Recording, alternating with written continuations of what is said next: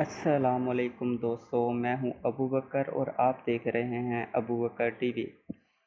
अल्लाह ताला की तरफ से जब हज़रत मूसा अलैहिस्सलाम नबूवत के मर्तबे से सरफराज होने के बाद दीन हक़ की तबलीग के सिलसिले में फ़िरौन के पास पहुँचे तो आपने फ़िरौन से फ़रमाया, ए फ़िरौन, मैं अल्लाह ताला का नबी हूँ और हक़ की दावत देता हूँ, इसीलिए तुम खुदाई के दावे को छोड़कर एक अल्लाह पर ईमान ले आओ।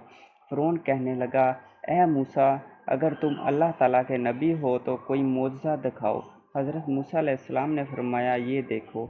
इसके साथ ही आपने अपना असा मुबारक ज़मीन पर डाल दिया। वो असा मुबारक ज़मीन पर आते ही एक बहुत बड़ा अजदहा बन गया, जो अपने ज़र्द रंग वाला मुँह खोल कर ज़मीन से 1 किलोमीटर से भी ज़्यादा ऊंचाई तक अपनी दुम पर खड़ा हो गया। इसका एक जबड़ा ज़मीन के ऊपर लग रहा था, जबकि जबड़े का दूसरा हिस्सा फ़िरौन के महल की दीवार के ऊपर लग रहा था। अचानक अजदहे ने हरकत की और इसका रुख फ़िरौन की तरफ हो गया। फ़िरौन ने ये मंज़र देखा तो वो दहशत ज़दा होकर अपने तख्त से कूद कर भाग गया। अजदहे का रुख फ़िरौन की तरफ था। फ़िरौन लगातार भागता हुआ लोगों में घुस गया। इस पर इस कदर भगदड़ मची कि हज़ारों आदमी एक दूसरे पर गिर कर कुचले गए और मारे गए। फ़िरौन डरता हुआ घर के अंदर दाखिल हो गया। इसने चीखो पुकार शुरू कर दी और कहा, ए मूसा, तुझे इसकी कसम जिसने तुझको नबी बनाया, इसको पकड़ लो।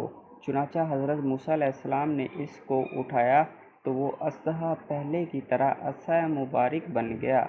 इस पर फ़िरौन ने सुकून का सांस लिया।